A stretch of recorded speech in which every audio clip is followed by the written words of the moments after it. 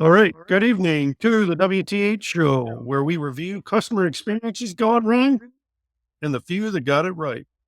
On the docket for tonight, you'll see Ryan Alves right there. He has a insurance predicament he will share with you. Hopefully, he doesn't get too emotional because I will, because I'll probably insert my own insurance freaking problem myself. And then we'll roll on to some RV stories, article review that we got out of rvlife.com. And I'm a full-time RVer, so I might get a little emotional myself. Alrighty, let's roll the intro, Melanie. All right. Let's do this. Welcome to the WTH Show. What's that mean? What the hell?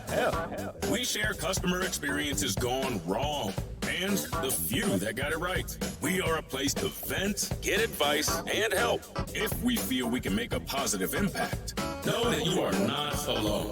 If you or someone you know had a problem with a business and want to be on the show, please go to WTHshow.com. Then click on Start Here. All right, let's go ahead and jump right into it. This is Ryan Elves. Frankly, he's a coworker of ours, and he's shared some stories on his insurance predicament that he's had. And I think we can all share the same kind of insurance predicament that we've been through.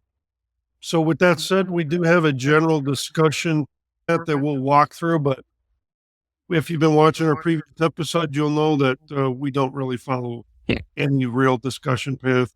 We go through like the first two questions and then we come off the rails. How we roll. All right, let's go and start at the top. Ryan, what led up to your situation? If you just want to give us a general overview and go from there. Yeah, sure. I mean, it snuck up on me, if I'm being honest with you. I had Geico for my car insurance for years and years.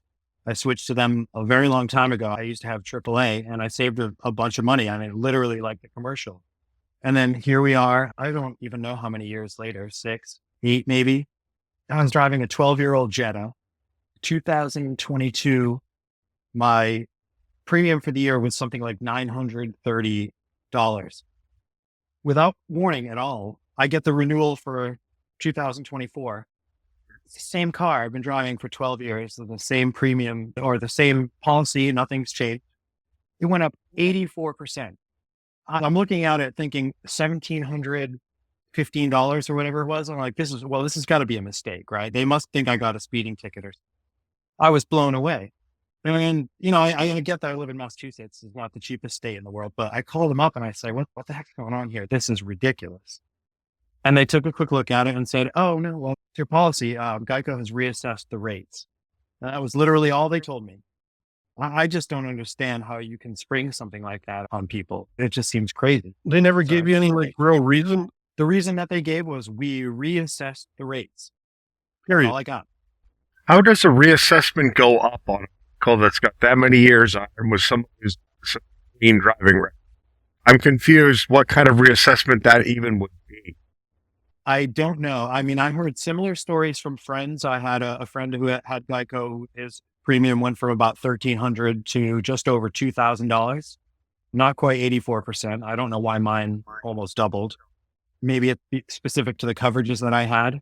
I really couldn't tell you. Needless to say, it sent me down the path of shopping for new insurance because I bought a new car at the beginning of this year. And if I was driving a 12-year-old Jetta and it cost me $1,700 instead of $900, I was terrified to think what a brand new car was going to cost. I just don't understand how they could justify that. And like I said, they didn't give me any reason. There was no sympathy. It was, this is what it is. Take it or leave it. So I obviously left. So then you said you had a friend that it also went up. I had a couple of friends, but one in particular that I talked to, and he called and they told him the same thing, that they reassessed the rate. And that was it. Now you make me think about this a little bit. I have State Farm and I've had it. I've never not had it. Let me go with that. And my father was the same way. He's never not had it. I'm afraid to call him and do anything. I'm in the same boat. I've had Progressive for 25 years, and my rates have been very, very good. It's one of those things I'm just like, I'm not looking at it. I'm just, as soon as the policy comes in, I just pay the damn thing. And I'm afraid that if by the time somebody looks at it, that all of a sudden somehow my rates jump. trust insurance companies. I don't feel like I have any power in those kind of conversations. Just rather just keep my eyes closed, just hope that they don't do some form of reassessment. I don't blame you one bit. Yeah. At the same time, it seems like Geico did this for at least the entire state of Massachusetts, because almost everybody that I know who ended up getting a renewal around that time saw similar increases. Yeah, I was going to call my agent and see if it was happening in North Carolina, but sorry, dude, I ain't doing shit. Honestly, I don't blame you. It's a hassle coupled with a burden. I found a new policy for my new car, and frankly, I'd like to shop around more because I had a pretty awful initial experience with them as well. So you said you went with another one. What was the deal with the second part of the insurance? I did. So when I bought the new car, there was some overlap. I kept my Jetta on the road because I sold it to my uncle, and a family member was driving it for about a week before I sold it. So I just got a new policy for the new car and new plates and everything. So I did a little bit of shopping around, and I got some outrageous quotes, $3,000, $3,500 for similar coverage. Yeah, basically anybody who give you a quote online, Progressive, whole state, maybe. I don't really remember all the places I shopped around. But I called up AAA because they work with multiple insurance companies and they could give you a bunch of different rates. So this was a car that I had ordered, and I knew that it was at the port, and that the next step from it being at the port is that it shows up at the dealership and then you can buy it. Great. So about a week out, I thought I'm going to get ahead of this and start calling around for insurance. So I call up AAA and they collect all my information, and I explain to them that the car isn't at the dealership yet, but that it should show up at any day now, really. Of course, there's no way of knowing. I just knew it would be within the next week or two. So one of the things that they needed to put as onto the policy to get a quote is the effective date of the policy. So we picked a date because he said, we just need to do that. All right. So here you go. I looked around and I found you this rate it was map free on the back end, AAA with map free as the actual insurance company. And for this brand new GTI that I was buying for the entire year, including $20,000 in renter's insurance, the premium was something like it was under $1,400, which is crazy cheap comparatively to $1,700 for my 12-year-old Jetta. And it includes renter's insurance. Well, I thought that's a no-brainer. Okay, brilliant. That sounds great. The shit started, frankly, when the car didn't show up on the date that the policy was supposed to start. What they didn't bother to tell me was that everything hinges on that. So when I called back and I said, hey, listen, the car's not here. It's going to be here in a couple of days. Or I think I called him the day it actually showed up. And I said, it didn't start on that day, or it didn't show up that day. It showed up now. So I need the policy to start today. How much is it going to be? Because, the rates can change. So he comes back and he says, oh, well, yeah, it did go up a little bit. It's now $1,702 or something like that. So it was still less than the Jetta with Geico, but it was something like $300 more. It was like a 20-something% increase over what he quoted me the other day. So naturally I had some questions. MapFree has what they call, I wish I had written this down. It's like, they call it the Shop Smart bonus. It's like a 5-year discount. And basically the difference between the quote he gave me initially and the new $1,700 quote was that they took away the Shop Smart discount. And that's entirely because I had to change the start date of the policy. So again, I had to ask, how is trying to get ahead of this and give you my business not shopping smart? And this blows my mind, but the agent said to me on the phone something about, I'm paraphrasing here, but something to the effect of, because you had to change the date on the policy, it makes you look like you're desperate for insurance or something to that effect. And the company, I don't know, they're not offering the Shop Smart discount now. So that's why the premium is higher. This is like a bait and switch by the sounds of it. Feels criminal to me. Dude, it's amazing. And this is probably why, this is one reason why we started this show, is the crazy shit that goes on. Yeah. I mean, it blows me away. So the negotiations literally almost fell apart over that because I was livid. And I was giving it to this guy to the point where he was saying to me, okay, well, this is obviously not going to go any further. So I'm going to hang up now. And I had to calm down and talk him down because it was still the best price that I could get. So I'm embarrassed to say that I gave them my business even after that. Generally, I'm a man of principles, and that's the kind of thing that will lose my business forever. but I was in a pinch and I really needed insurance, and it was $1,000 cheaper than anybody else. So I have yet to shop around again. But I mean, they were never able to explain to me how the Shop Smart discount works, why they were willing to give me $300 something off my policy for 5 years. And then because I had to change the start date by, it was maybe 4 days, they took it away. Yeah, I don't know. I don't know how trying to get ahead of it is not shopping smart. That, to me, that doesn't make any sense. So I never got any answers on that, but it was very upsetting. You didn't happen to record that conversation, did you? I would have loved to. Yeah, I mean, that would be great, but they might have a recording of it. Yeah. I could call and ask. The reason I ask that is we end every show with thoughts before we leave or between now and the time we see you again. It's always record those calls for 2 reasons. You may need it, and it makes for great content. We'll have to find out if that's legal. I guess you'd have to let them know that they're being recorded. But they let you know that you're being recorded for quality and training purposes. So it seems to me like I should be able to do the same. Yeah, the general rule is as long as one party knows, it's not considered a wire. Yeah. And if that's good enough. But at the same time, usually when I hear the training purposes, et cetera, I go, just to let you guys know, we are recording it on this side as well. And that generally just drives a different behavior from the upset. I could see that. And honestly, I wish I could go back in time and record that, because the things that came out of this guy's mouth, to this day, I still don't believe. I just don't understand how we got to that place. It blows my mind. Here, because at the end of the day, it sounds like all you were trying to do is just keep their fucking work alive. Keep things on the up and up. You weren't asking for any special dispensation here. You were just trying to keep work alive. That's it. This is a $300 mistake on you. I cannot wrap that around. There should have been no effort for them whatsoever. Here's a good question. What would happen if you didn't tell them that at delivery and you just said, just let it go? Move forward. You can't. I mean, he told me that you have to put a start date on the policy to get a quote, because everything hinges on the start date. So, I mean, in some ways I can, that's probably the one thing he said that I can't understand. But what would have happened if you didn't tell them the updated start? If you just left it as it? I believe that there is it would have come out in the wash because of the combination of insurance and registration. They would have known. Okay. That's where I was going. Yeah, I don't think you can insure a car until you own it, even if it's not registered until you own it. But I don't think before you own it, you can insure it. So I did have to wait until it showed up. But it's one of those things. I waited 9 months for that car. And when it was finally at the dock, I was very excited. So I thought, I'm going to do everything I can now. So when I sit down at that dealership to buy this thing, I'm going to have all my ducks in a row. I'll be ready to go. And I was. It just cost me $300 something more than I expected. Yeah, maybe we shouldn't ask Ryan all kinds of questions. It might just stir him up again, and then he's going to be all ragged for work in the morning. No, I'll get over it. It's ancient history now. Yeah.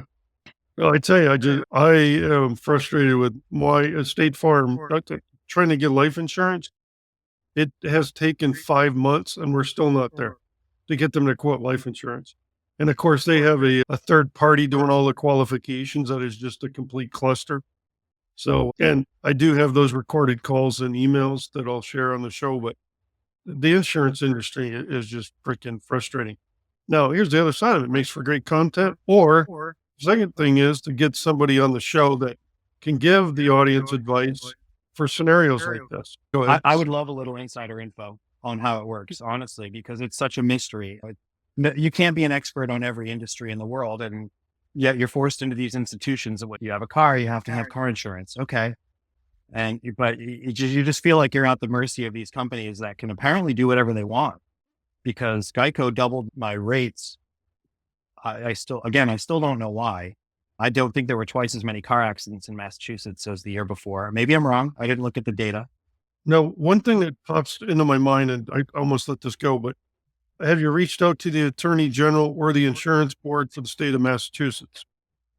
I guess I didn't realize that was an option. Well, the reason I say that is we have an episode coming up that Facebook has turned 42 or 41 attorney generals into their customer service, which is a whole other conversation. But I learned something about attorney generals when I started digging into it.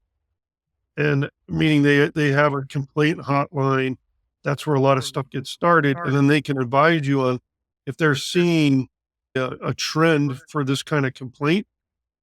And then the other part is I've been doing a lot of research. When we look at these articles, what comes up every time from all the attorney generals, it's always automotive and insurance in the top 3 of the most complaints they receive.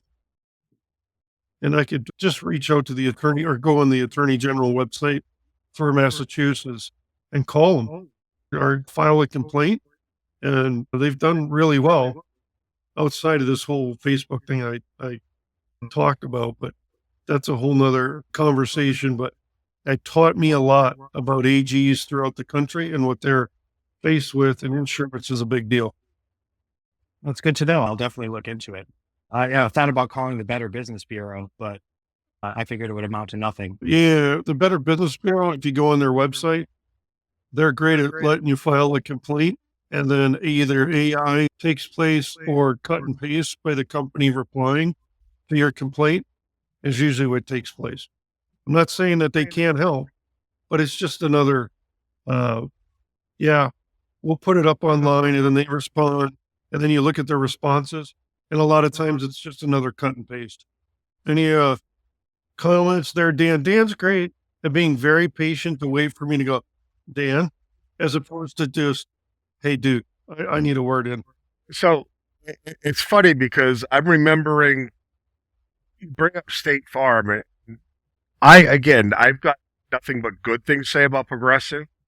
But before Progressive, my wife and I were looking at State Farm, and it was one of those classics where we went in, we met with the agent, and Sue had literally just been pulled over like a month beforehand and said that. It hadn't hit her license yet, but she owned up to the fact, and the guy literally looked at her and said, you know what? I'm going to just try to put it through without that and see if it'll pass through. And he says he got the policy taken care of. We wrote the check to him for the amount of the policy for the year.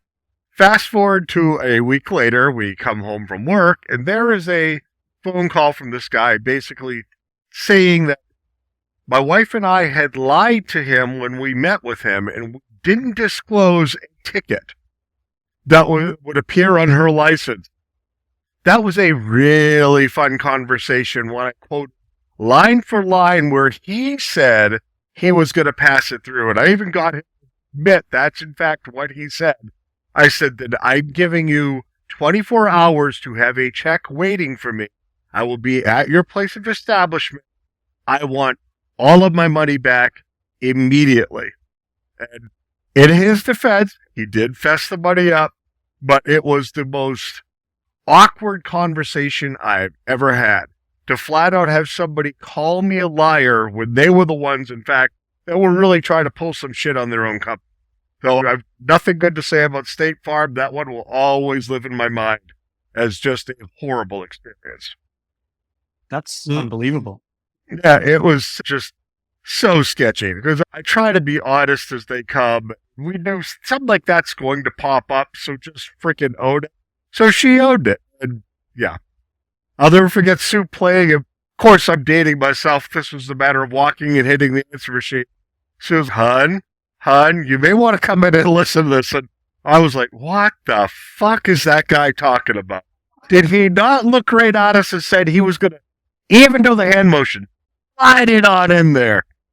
Yeah, well, guess he's trying to slide it to us, and we're going to fix this. So I slid it right back. We got that one resolved, and then we went to Progressive, and things have been fantastic since.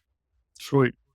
All right, guys, we got to bring the insurance discussion to an end because we're now 21 minutes into it. Can we talk about your hair real quick, Teddy? It's lopsided? Well, I mean, if we're going to talk about things that went wrong, there's a lot of forehead, a lot of lawn going on, and yes, it looks a little lopsided.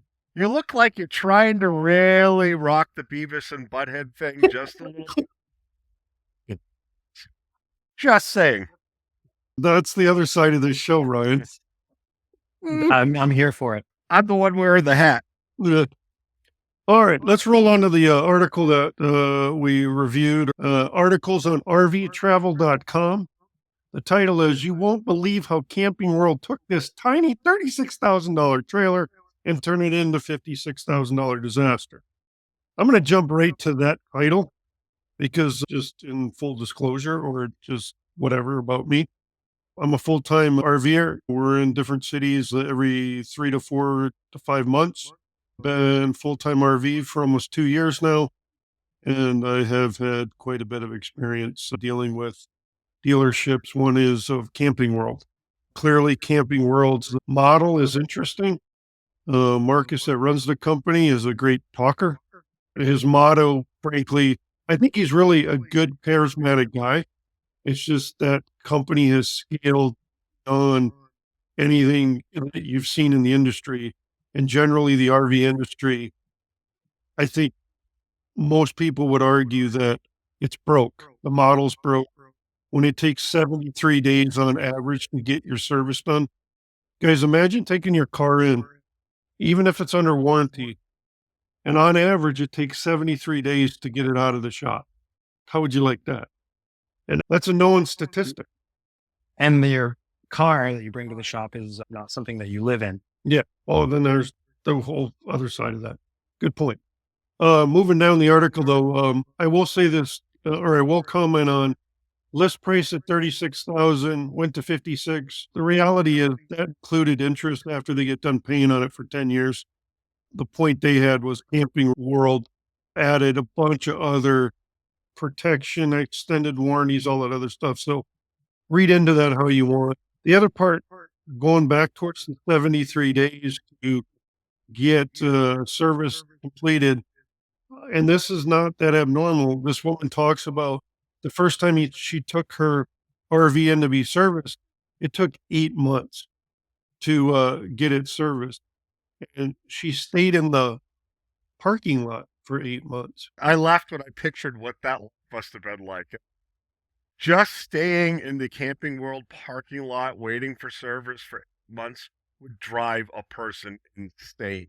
I'll give her credit for being willing to stick to it. I would have lost my at least 7 months earlier. So let me tweak that just for a hair. It was Holiday World that this happened at.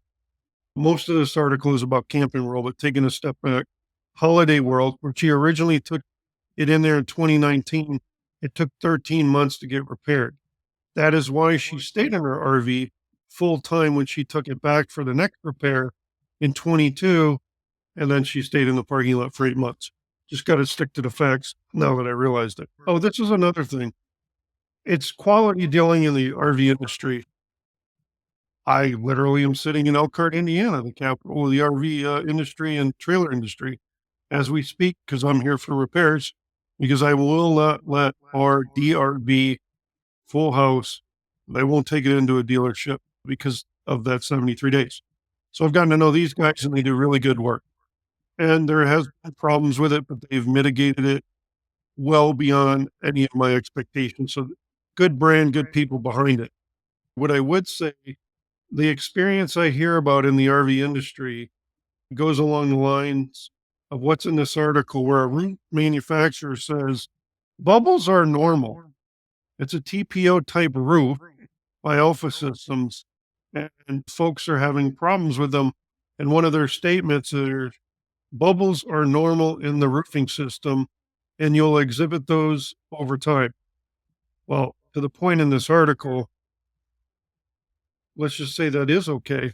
Try reselling that to somebody with bubbles in your roof. I don't know. I'll be quiet now. Any comments there, guys? It's okay to say we don't know anything about RVs. Can we move on to something else?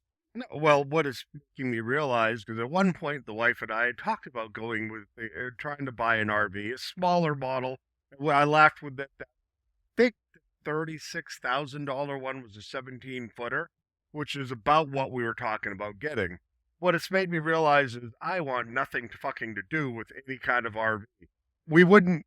It's one of those things I think a lot of people buy thinking, we'll go out camping every weekend. The reality is you're not going to. The reality is you're going to be paying for 10 years for something you use 3 weekends a year. Most likely, you may actually get 1 weekend. I almost think you're better off going on an app and renting one and just It may cost you $1,000, but at least that's not your problem when you return it. It's theirs. So that's pretty much what we landed on. We were going to become RV people. We decided it's simply not worth the trouble. We'll rent if we ever do it, or I'll just go to a courtyard and be perfectly happy there too. Yeah, I don't live the RV life, but it seems to me like you're buying a small house that breaks down and devalues like a car. I don't understand the motivation. No, I get it. You have a place you can live, you can drive around. I get the appeal of it. But the reality of it is you got to be ready to deal with everything that comes along with, like your house breaking down and being stuck somewhere. And then somebody needing to fix it, meaning it's going to be in a shop or on a lift. And especially up for a full-time RVer like you, where do you live? Do you move into a hotel? It just seems like a complicated life. Yep. And here we are. I've been in this hotel since Monday, and hopefully I get out by Saturday, because I got to wait on these guys to take care of it.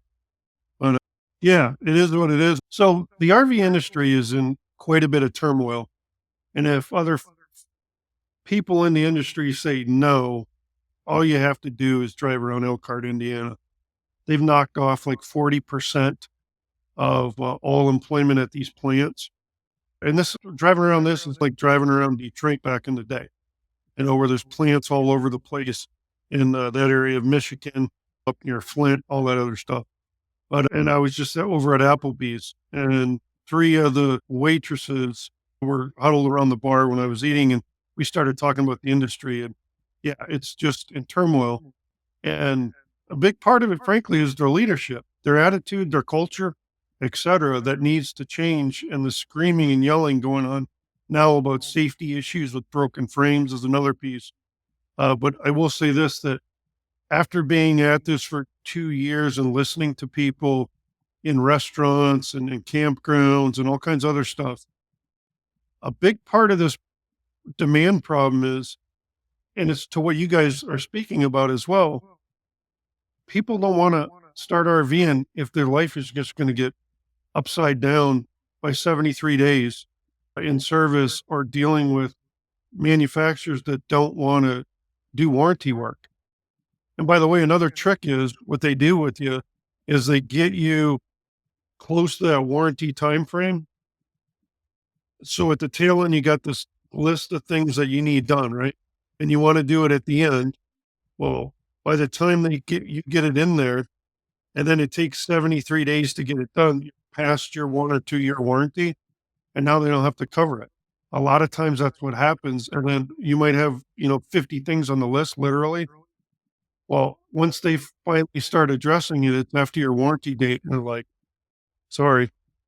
It seems like there should be some legal foothold there where if the problem's identified within the warranty period, I would imagine there's got to be some argument to be made. Here's the other thing. So that's a great trigger, and we could probably just spend one episode on this. Come to find out, most RVs, to the tune of like 90% of them, if you didn't buy them in the state of California, the contract that you sign literally says if you need to sue the manufacturer, you have to sue them in the state of Indiana, which is amazing. And this was a lawyer speaking on this. And they're finding that is either unconstitutional or not a part of a reasonable person standard. I'm not a lawyer, so it was just interesting. The cost it will cost you is so high to sue an RV manufacturer for something like what you're talking about, Ryan, is phenomenal. Let's just say I'm in the state of Texas and I want to sue. Now I got to sue in my own state because I'm not resident.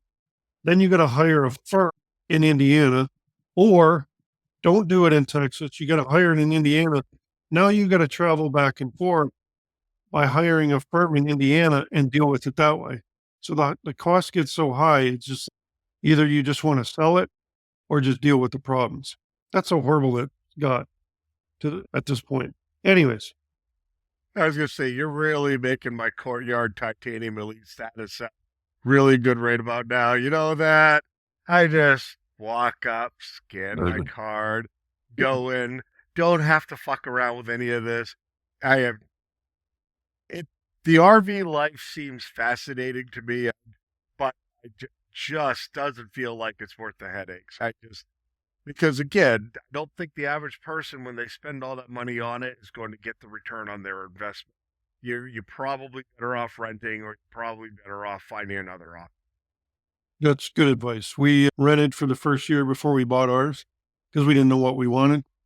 And you're right. It was somebody else's problem. We finished up after a weekend and gave it back.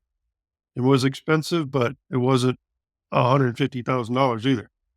You're a really specific case too, because you are somebody living in it. You're not that person that's looking at their summer going, now that I've spent $150,000 on this toy, when can I really use it? You're living in it. The average person will not be doing that. Yeah. All right. Guys, till we meet again, or closing thoughts, whatever you like to call it. Some of those thoughts are done. If you would, go to the WTHshow.com, click on Start Here if you'd like to be on the show. Let us know about your customer experiences that went wrong, and also the ones that went really well. For me, it would be my DRV experience up here in Indiana. They've treated me quite well. The other one is like and subscribe on our YouTube or our podcast. We always look for good feedback at the bottom of the show for the podcast or YouTube. And then we'll have links to the article that we spoke about. One other one, and I'll keep plugging it even though we're not partners with them. It's just a really good website. Check out pistconsumer.com. Great website. And if you want some good apparel that says Pist Consumer, they got it as well. Guys, closing thoughts. This was a lot of fun. Thanks for letting me gripe. It was therapeutic. Down like I love to do, I'll double down on something I've already said.